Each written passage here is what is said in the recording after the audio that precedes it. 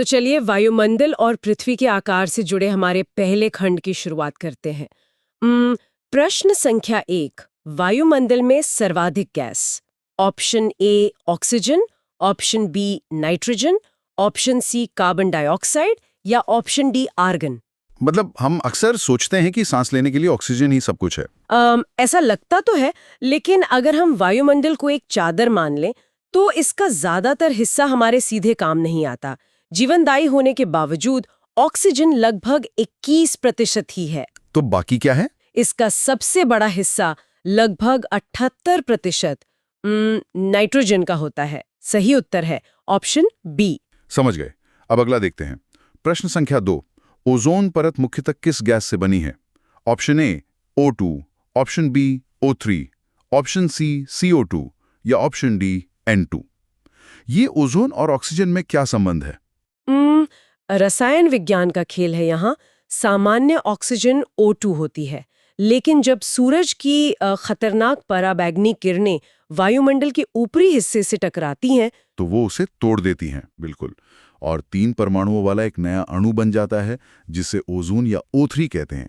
यही हमें हानिकारक किरणों से बचाता है। सही उत्तर है ऑप्शन बी। बहुत खूब। अब पृथ्वी के आकार पर आते हैं। प्रश्न संख्या 3, पृथ्वी का आकार।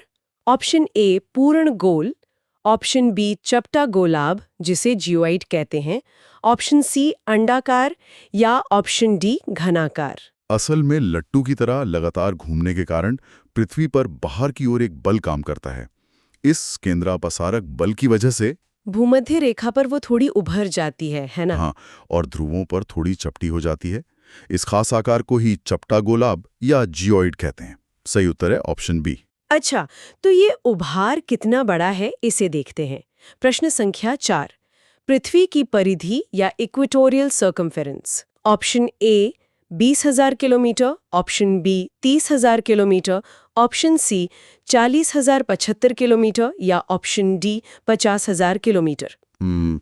अगर एक बहुत बड़ा इंच टेप लेकर पृथ्वी की भूमध्य रेखा के चारों ओर पूरा एक चक्कर लगाएं तो ये दूरी 40,000 किलोमीटर के आंकड़े को पार कर जाएगी। काफी विशाल है। बिल्कुल सही उत्तर है option C.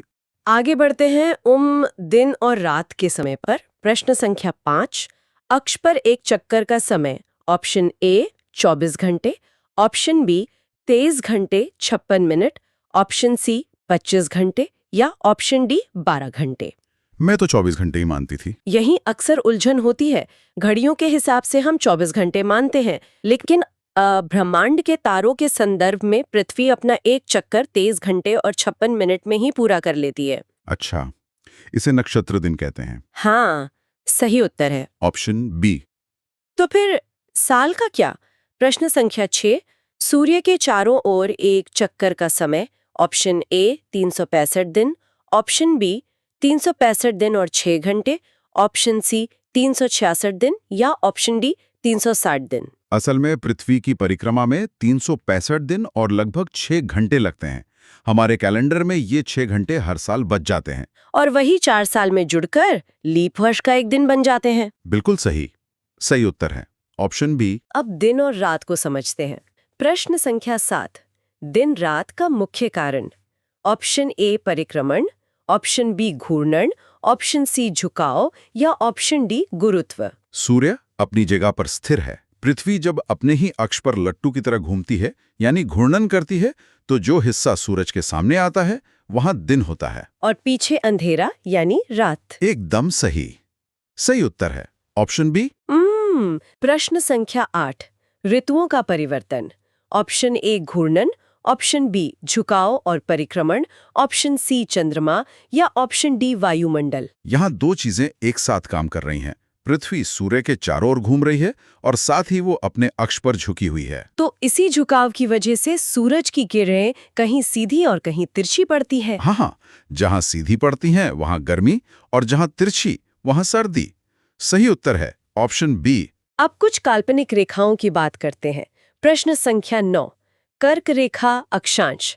Option A 23 degree 30 उत्तर, option B 0 degree, option C 66 degree 30 या ऑप्शन डी 90 डिग्री। भूमध्य रेखा यानी 0 डिग्री से उत्तर की ओर जाने पर 23.5 डिग्री अक्षांश पर कर्क रेखा है। जहां सूर्य साल में एक बार ठीक सिर के ऊपर चमकता है। बिल्कुल सही उत्तर है ऑप्शन ए। इसके विपरीत भी एक रेखा है, प्रश्न संख्या 10, मकर रेखा। अक्षांश ऑप्शन ए 23 डिग्री 30 मिनट दक्षिण, option B 0 degree, option C 66 degree 30 minute या ऑप्शन डी 90 डिग्री। जिस तरह उत्तर में कर्क रेखा है, उसी तरह भूमध्य रेखा के दक्षिण में 23.5 डिग्री अक्षांश पर मकर रेखा है। ये दक्षिणी सीमा तय करती है। हाँ, सही उत्तर है ऑप्शन ए। अक्षांश तो हो गए, अब देशांतर।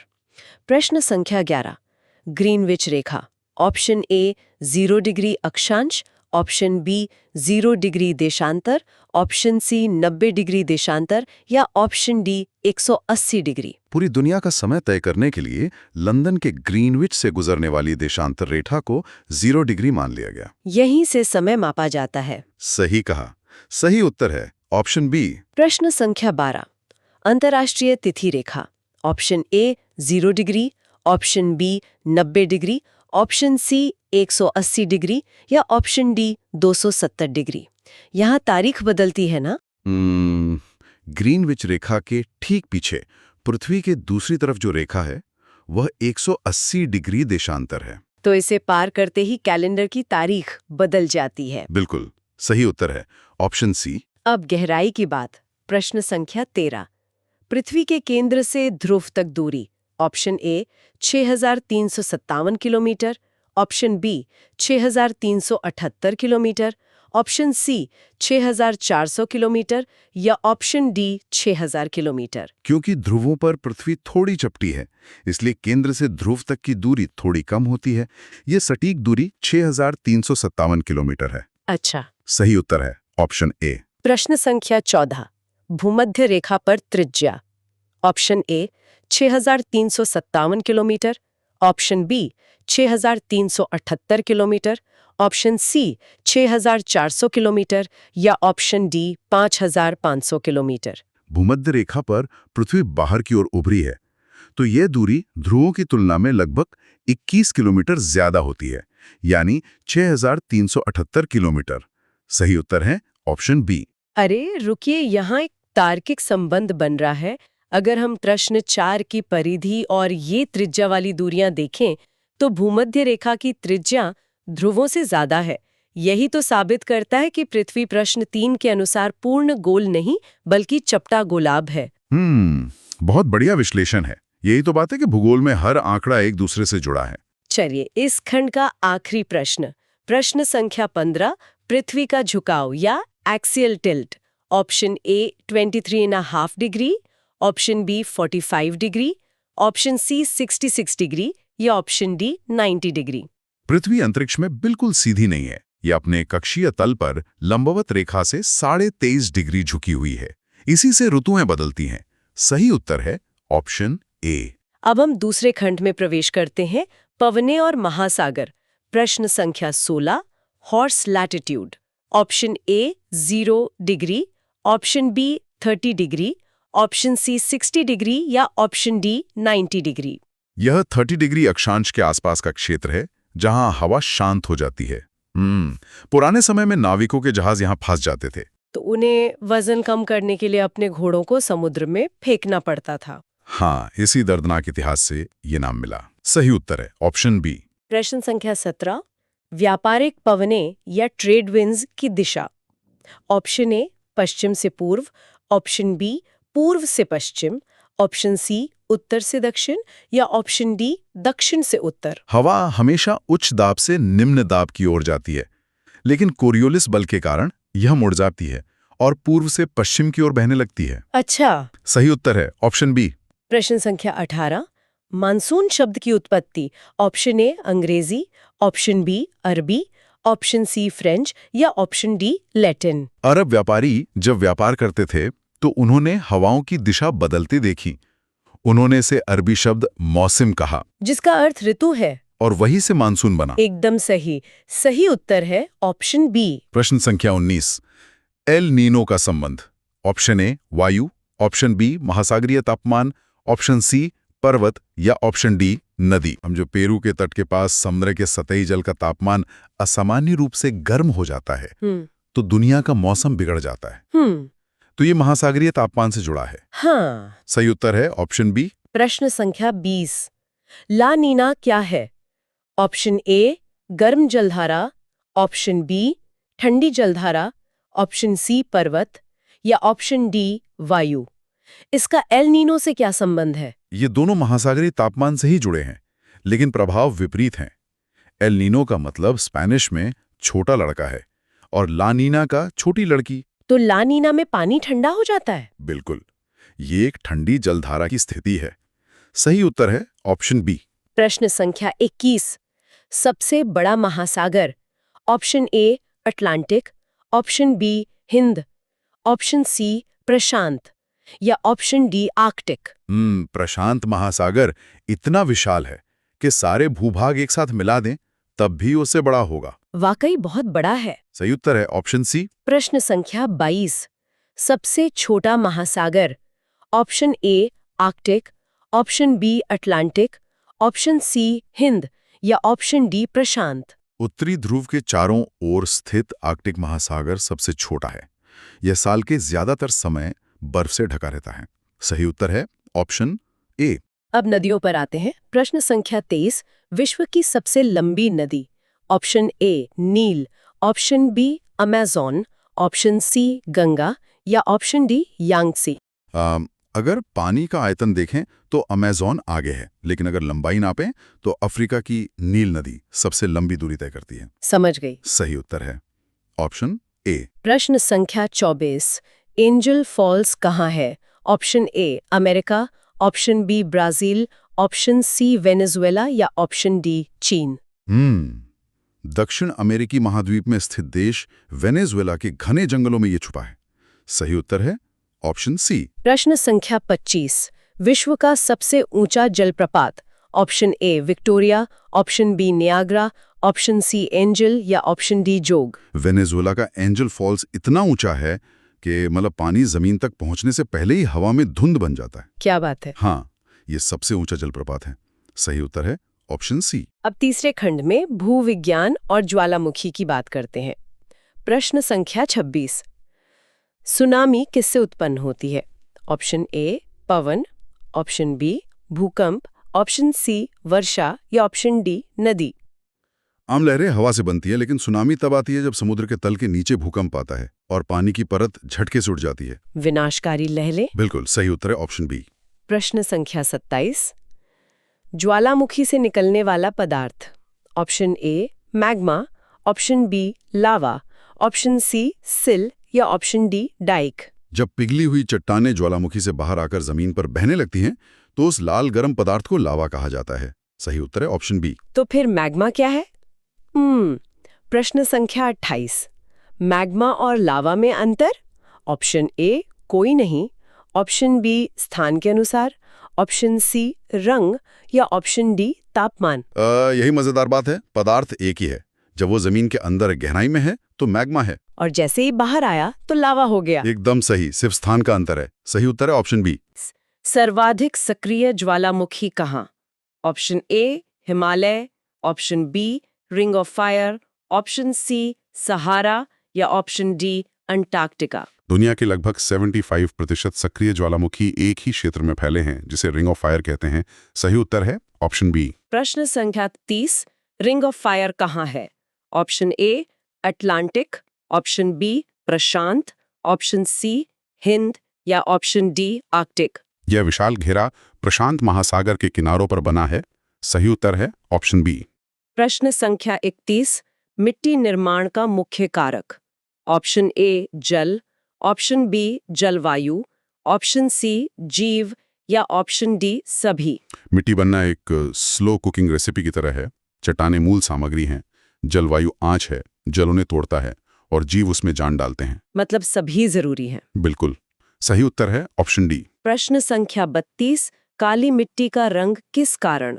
ऑप्शन ए लोहा, option B magnesium, option C titanium या ऑप्शन डी जैव पदार्थ। यह बेसॉल्ट लावा से बनती है। इसमें मौजूद एक विशेष खनिज और लोहे के यौगिकों के कारण इसका रंग गहरा काला होता है। सही उत्तर है ऑप्शन ए। प्रश्न संख्या 33। जलोढ़ मिट्टी कहाँ पाई जाती है? ऑप्शन ए पठार, ऑप्शन बी मैदान, ऑप्शन सी पर्वत या ऑप्शन डी मरुस्थल। नदियां पहाड़ों से गाद बहा कर लाती हैं और मैदानी इलाकों में जमा करती हैं, इसलिए ये समतल मैदानों में मिलती हैं। सही उत्तर है ऑप्शन बी। प्रश्न संख्या 34। मरुस्थलीय मिट्टी में कमी। ऑप्शन ए नमी, ऑप्शन बी लवण, ऑप्शन सी बालू या ऑप्शन डी चूना। रेगिस्तान में गर्मी बहुत होती है और बारिश कम, तो पानी तेजी से उड़ जाता है। मतलब नमी की भारी कमी होती है। हाँ, सही उत्तर है ऑप्शन ए। प्रश्न संख्या 35। लाल मिट्टी का रंग किससे होता है? ऑप्शन ए तांबा, ऑप्शन बी लोहा, ऑप्शन सी एल्यूमिनियम या ऑप्शन डी कार्बन। जैसे लोहे में जंग लगने पर वो लाल हो जाता है ना, हाँ, ठीक वैसे ही लाल मिट्टी में मौजूद लोहे के खनिजों के साथ ऑक्सीकरण होता है, तो रंग लाल हो जाता है। बिल्कुल सही उत्तर है ऑप्शन बी। अब हम अंतिम खंड पर आते हैं, भारत का भूगोल। प्रश्न संख्या 36। भारत की सबसे लंबी नदी। Option A Ganga, option B Yamuna, option C Brahmaputra या ऑप्शन डी गोदावरी। कुल लंबाई में ब्रह्मपुत्र बड़ी है, लेकिन उसका बड़ा हिस्सा तिब्बत में है। भारत के भीतर बहने वाली दूरी के आधार पर गंगा सबसे लंबी है। 2525 किलोमीटर। जी, सही उत्तर है ऑप्शन ए। प्रश्न संख्या 37। ब्रह्मपुत्र नदी कहाँ से निकलती है? Option A Tibet, option B Nepal, option C Bharat या ऑप्शन डी चीन। यह तिब्बत के ऊंचे पठारी क्षेत्र से निकलती है, जहां इसे सांगपो कहते हैं। सही उत्तर है ऑप्शन ए। प्रश्न संख्या 38। नर्मदा नदी की दिशा। ऑप्शन ए पूर्व, ऑप्शन बी पश्चिम, ऑप्शन सी उत्तर या ऑप्शन डी दक्षिण। भारत का ढलान पूर्व की ओर है, लेकिन नर्मदा दो पहाड़ों के बीच एक भ्रंश घाटी में फंसी है, तो वो उल्टी दिशा में यानी पश्चिम की ओर बहती है। एकदम सही। सही उत्तर है ऑप्शन बी। प्रश्न संख्या 39। गंगा नदी का उद्गम। Option A Yamunotri, option B Gangotri, option C Kedarnath या ऑप्शन डी बद्रीनाथ। गंगा मुख्य रूप से भागीरथी के रूप में उत्तराखंड के एक हिमनद से निकलते हैं, जिसे गंगोत्री कहते हैं। सही उत्तर है ऑप्शन बी। प्रश्न संख्या 40। भारत का सबसे बड़ा delta. Option A Sundarban, option B Krishna, option C Godavari या ऑप्शन डी महानदी। नदियां समुद्र में मिलने से पहले जो त्रिकोण आकार का मैदान बनाती हैं, वो डेल्टा है। सुंदरबन भारत का ही नहीं, दुनिया का सबसे बड़ा डेल्टा है। बहुत खूब। सही उत्तर है ऑप्शन ए। प्रश्न संख्या 41। भारत का सर्वाधिक वर्षा वाला स्थान। Option A Mawsynram, option B Cherrapunji, option C Shillong या ऑप्शन डी गुवाहाटी। मेघालय की खासी पहाड़ियों का आकार कीप जैसा है, तो बादल उसमें फंसकर सारा पानी वहीं गिरा देते हैं। वो जगह मासिनराम है। सही उत्तर है ऑप्शन ए। प्रश्न संख्या 42। भारत में सबसे कम वर्षा। Option A Rajasthan, option B Ladakh, option C Punjab या ऑप्शन डी गुजरात। लोग सोचते हैं राजस्थान होगा, लेकिन असली सूखा लद्दाख में है। क्योंकि हिमालय बादलों को वहां पहुंचने नहीं देता ना। बिल्कुल, इसीलिए वो एक ठंडा मरुस्थल है। सही उत्तर है ऑप्शन बी। यहाँ एक भौगोलिक विषमता देखिए। एक तरफ मासिनराम में कीप जैसी पहाड़ियों से बेतहाशा बारिश है और दूसरी तरफ लद्दाख में सूखा। यही तो भारत के भूगोल की खूबी है। हवाओं और पहाड़ों में दोनों स्थितियां पैदा कर दी हैं। चलिए प्रश्न संख्या 43। पश्चिमी घाट को क्या कहते हैं? Option A Sahyadri, option B Nilgiri, option C Annamalai या ऑप्शन डी कार्डामम। भारत के पश्चिमी तट पर पहाड़ों की श्रृंखला है, जिसे स्थानीय भाषा में सह्याद्री के नाम से जाना जाता है। सही उत्तर है ऑप्शन ए। प्रश्न संख्या 44। पूर्वी घाट कहाँ है? ऑप्शन ए पश्चिम भारत, ऑप्शन बी पूर्व भारत, ऑप्शन सी उत्तर भारत या ऑप्शन डी दक्षिण भारत। नाम से ही स्पष्ट है, ये भारत के पूर्वी तटीय मैदानों पर स्थित है। हालांकि नदियों ने इसे काट दिया है। हाँ, सही उत्तर है ऑप्शन बी। प्रश्न संख्या 45। भारत का सबसे बड़ा पठार। Option A Chota Nagpur, option B Deccan, option C Malwa या ऑप्शन डी बुंदेलखंड। दक्षिण भारत का अधिकांश हिस्सा दक्कन के पठार से ढका है, जो ज्वालामुखी से निकला था। ये सबसे बड़ा है। सही उत्तर है ऑप्शन बी। प्रश्न संख्या 46। हिमालय किस प्रकार के पर्वत हैं? ऑप्शन ए ज्वालामुखी, ऑप्शन बी वलित पर्वत, ऑप्शन सी ब्लॉक पर्वत या ऑप्शन डी अवशिष्ट पर्वत। जब दो प्लेटें टकराती हैं तो बीच का हिस्सा मुड़कर उठ जाता है। हिमालय भी ऐसे ही मुड़ाव का परिणाम है, इसलिए इसे वलित पर्वत कहते हैं। सही उत्तर है ऑप्शन बी। प्रश्न संख्या 47। हिमालय का निर्माण option A Jwalamukhi, option B plate टकराव, ऑप्शन सी नदी या ऑप्शन डी वायु। करोड़ों साल पहले इंडो ऑस्ट्रेलियन प्लेट और यूरेशियन प्लेट के महाटकराव के कारण ही हिमालय बना था। सही उत्तर है ऑप्शन बी। प्रश्न संख्या 48। थार मरुस्थल option A Gujarat, option B Rajasthan, option C Punjab या option D Haryana. Great Indian desert, जिसे हम थार कहते हैं, वो मुख्य रूप से राजस्थान राज्य का हिस्सा है। प्रश्न संख्या 49। सुंदरवन डेल्टा किन नदियों से बना है? Option A Ganga Brahmaputra, option B Narmada Tapti, option C Godavari Krishna या ऑप्शन डी महानदी। गंगा और ब्रह्मपुत्र नदियां एक साथ मिलती हैं और अपनी गाद से इस विशाल डेल्टा का निर्माण करती हैं। सही उत्तर है ऑप्शन ए। अब आज के सत्र का अंतिम प्रश्न, प्रश्न संख्या 50। भारत का राष्ट्रीय जलचर ऑप्शन ए कछुआ, option B dolphin, option C whale या ऑप्शन डी मगरमच्छ। गंगा नदी में पाई जाने वाली डॉल्फिन केवल शुद्ध पानी में ही जीवित रह सकती है। ये नदी की सेहत बताती है, इसलिए इसे राष्ट्रीय जलचर घोषित किया गया है। सही उत्तर है ऑप्शन बी। शानदार। हमने भूगोल के पूरे 50 प्रश्नों का सफलतापूर्वक क्रमबद्ध विश्लेषण कर लिया है। कोई भी प्रश्न नहीं छूटा जिससे छात्रों को पूरी जानकारी मिल सके। बिल्कुल, लेकिन सत्र खत्म करने से पहले मैं स्रोतों के आधार पर एक अंतिम विचार सामने रखना चाहूंगा। हाँ, जरूर बताइए। हमने शुरुआत में प्रश्न 15 में लिखा था कि हमारी पृथ्वी 23.5 डिग्री पर झुकी हुई है जी, और प्रश्न 7 में समझा कि वो लट्टू की तरह घूमती है जी। जरा सोचिए, अंतरिक्ष में मौजूद ये मामूली सा झुकाव सिर्फ कोई आंकड़ा नहीं है। यही तय करता है कि ऋतुएं कैसी होंगी, और इन्हीं ऋतुओं से तय होता है कि नदियों में पानी का बहाव कैसा होगा। यही नदियां मिट्टी बनाती हैं जो हमारी कृषि का आधार है।